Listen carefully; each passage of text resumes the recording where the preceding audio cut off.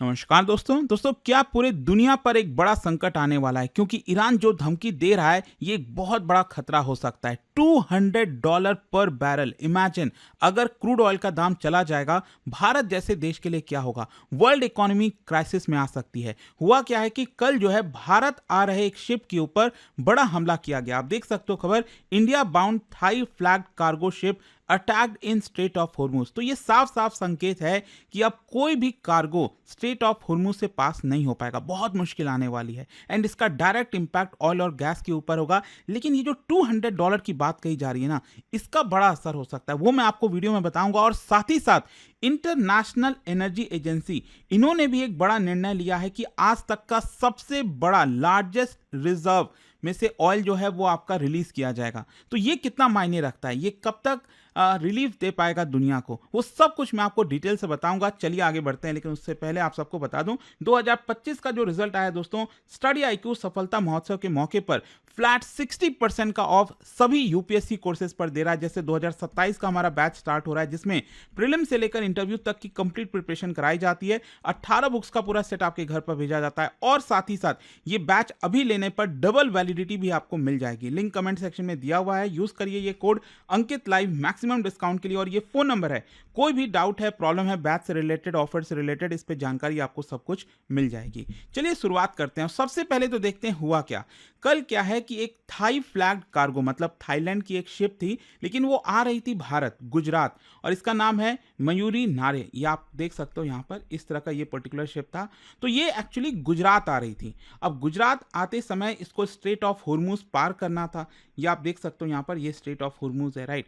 तो ये इसको वहां से जाना था, लेकिन ये वहीं पर अटैक किया जाता है। और ये जो शिप है मैं आपको बता दूं, ये निकला था यूनाइटेड अरब एमिरेट से। और यहां पर ये पर्टिकुलर पोर्ट आप देख रहे हो, खलीफा पोर्ट, ये बेसिकली आता है अबू धाबी में, क्योंकि यहाँ पर 7 एमिरेट्स है ना। जैसे जबल अली जो पोर्ट है वो आपको दुबई में देखने को मिलेगा।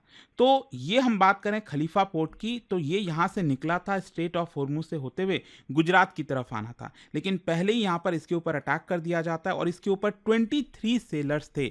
अच्छा, ऑब्वियस सी बात है, इसको बचाया जाना था। नेचर ऑफ अटैक अगर मैं आपको बात करूं तो 2 प्रोजेक्टाइल्स इस पर्टिकुलर शिप पर आके गिरे थे। मोस्ट प्रॉब्ली मिसाइल्स यहाँ पर बताया जा रहा है, और इसकी वजह से पूरा जो इंजन रूम था वहां पर एक्सप्लोजन सुनाई दिया। साथ ही साथ यहाँ पर बड़ा आग आपको देखने को मिलेगा।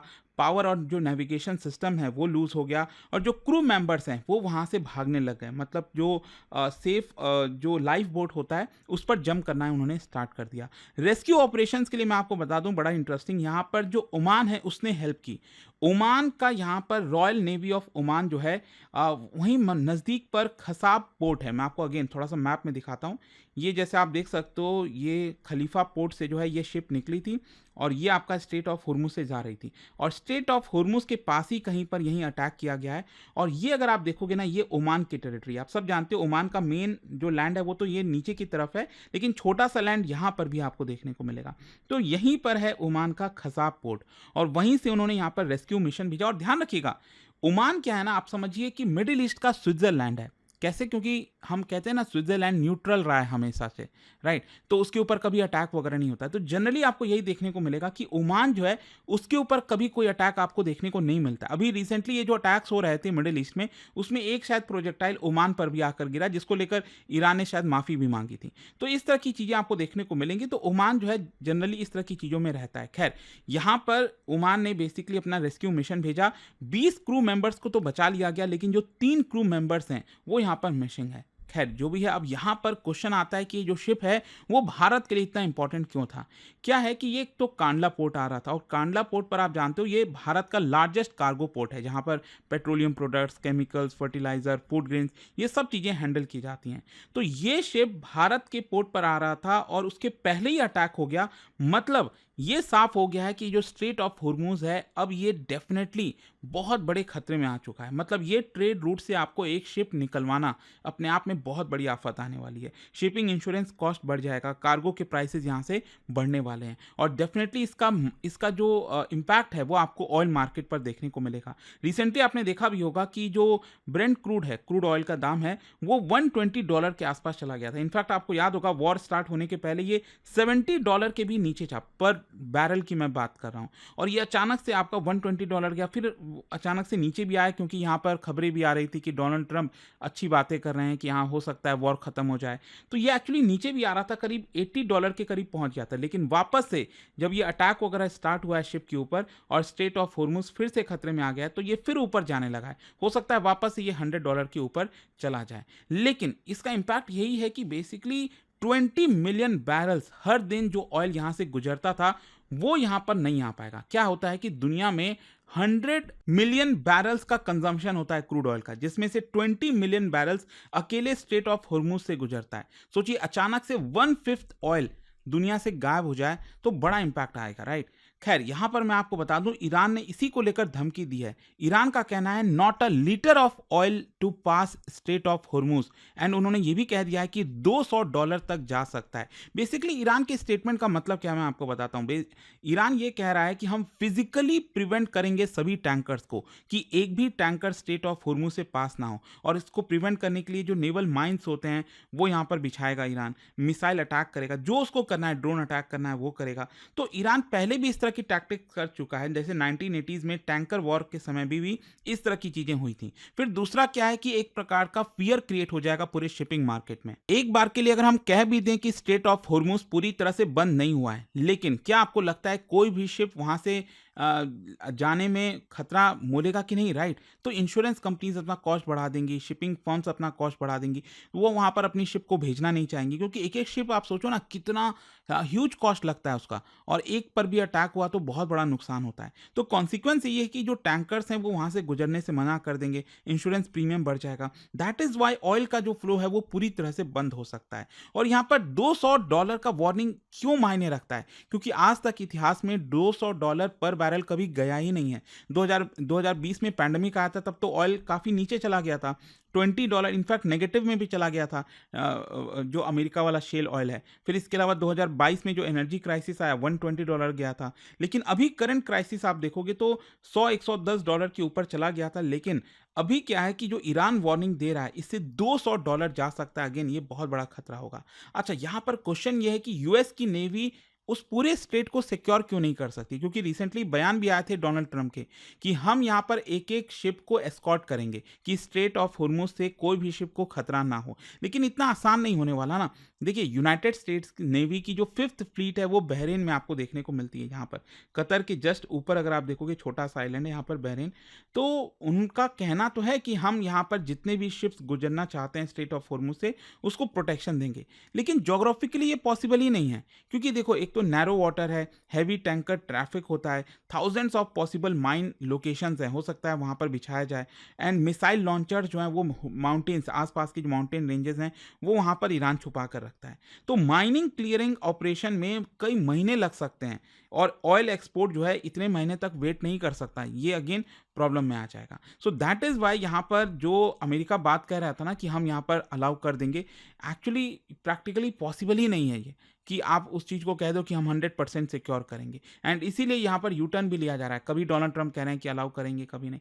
खैर जो भी है, यहाँ पर ऑयल में रिलीफ लाने के लिए क्रूड ऑयल का दाम बहुत ज्यादा ना बढ़े, इंटरनेशनल एनर्जी एजेंसी ने प्रपोज किया है largest ever oil release from strategic reserve. आप सबको याद होगा 1974 में इंटरनेशनल एनर्जी एजेंसी बनाया गया था। क्यों बनाया गया था? 1973 में क्राइसिस हुआ था, जो अरब ऑयल प्रोड्यूसर्स हैं उन्होंने ओपेक क्रिएट किया था और इसकी वजह से एम्बार्गो लगा दिया था। एंड दैट इज वाई इसका कॉन्सिक्वेंस ये हुआ कि उस समय ऑयल का प्राइस 4 गुना बढ़ गया था।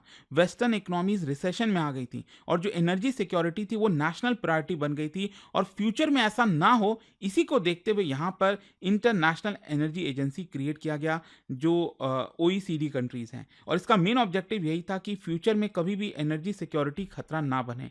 तो हुआ क्या है कि यहां पर इंटरनेशनल एनर्जी एजेंसी ने प्रपोज किया है कि जितने भी इसके मेंबर कंट्रीज हैं, ध्यान रखिएगा भारत इसका मेंबर कंट्री नहीं है क्योंकि इसमें कुछ चीजें फुलफिल करनी होती है, मैं आपको बताऊंगा इसके बारे में। लेकिन हुआ क्या है कि इन्होंने प्रपोज किया है कि जितने भी मेंबर कंट्रीज हैं वो 400 मिलियन बैरल्स अपने रिजर्व में से रिलीज करें। ये आज तक का सबसे बड़ा कोऑर्डिनेटेड रिलीज होगा।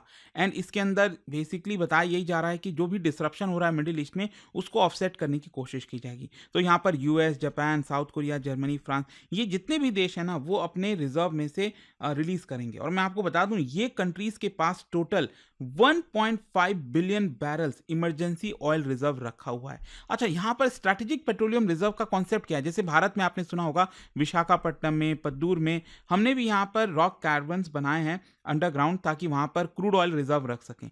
वैसे ही यहां पर ये जो मेंबर कंट्रीज हैं, वो भी अपना काफी सारा क्रूड ऑयल रिजर्व में रखते हैं, ताकि वॉर्स के समय, सप्लाई डिसरप्शन के समय उसका इमरजेंसी में इस्तेमाल किया जाए। और इंटरनेशनल एनर्जी एजेंसी ये कहती है कि जितने भी इनके मेंबर कंट्रीज हैं, हर एक देश जितना भी इंपोर्ट करता है ना ऑयल, उसका 90 डेज का उनके पास रिजर्व होना चाहिए। अब देखो, भारत के पास उतना है नहीं, क्योंकि भारत के पास अगर आप अंडरग्राउंड रिजर्व देखोगे क्रूड ऑयल का, वो 10 से 12 दिन के आसपास का, राइट। और बाकी की भी अगर आप मिला दो, जो प्राइवेट कंपनीज के पास जितना रखा है, रिफाइंड पेट्रोलियम प्रोडक्ट जितना रखा है, तो कुल मिलाकर मैक्सिमम भारत के पास 25 दिन का ऑयल रिजर्व आप कह सकते हो, उससे ज़्यादा का नहीं है।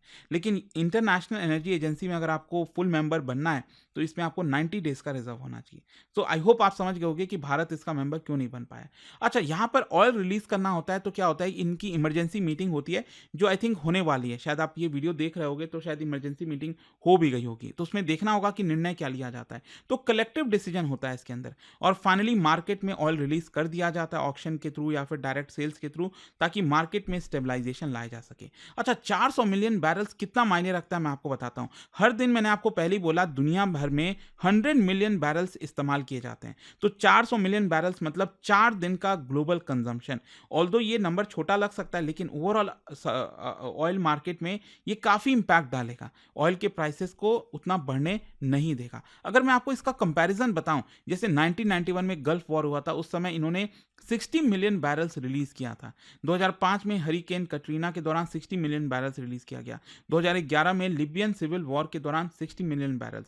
2022 में जो रशिया यूक्रेन वॉर हुआ था, उस समय 182 मिलियन बैरल्स इन्होंने रिलीज करने का निर्णय लिया था। लेकिन अभी इसका 2 गुना से भी ज्यादा, 400 मिलियन बैरल्स। तो क्या ये मेंबर कंट्रीज मानेंगे, नहीं मानेंगे, देखते हैं इसको लेकर क्या होता है। बट आई होप कि इस वीडियो के थ्रू ऑयल को लेकर जो भी कुछ हो रहा है, जिस तरह से भारत आ रहे शिप के ऊपर अटैक किया गया, वो सबका क्या कनेक्शन है, वो सब कुछ मैंने आपको बताया। जाने से पहले एक बहुत ही इंटरेस्टिंग क्वेश्चन, क्या बता सकते हो इनमें से कौन सा ऑयल फील्ड सऊदी अरब में लोकेटेड है, और ये दुनिया का सबसे लार्जेस्ट कन्वेंशनल ऑयल फील्ड है? क्या बता पाओगे इसमें से? इसका राइट आंसर आप सब जानते हैं, मेरे इंस्टाग्राम पर तो मिलेगा ही, वहां पर अगर आप नहीं हो कोई बात नहीं, टेलीग्राम से ले सकते हैं इसका सही उत्तर। और दोस्तों, जैसा मैंने आपको बताया, अगर आप यूपीएससी की तैयारी कर रहे हैं, कोई भी बैच चाहते हैं, आपको बस यूज करना है ये कोड अंकित लाइव।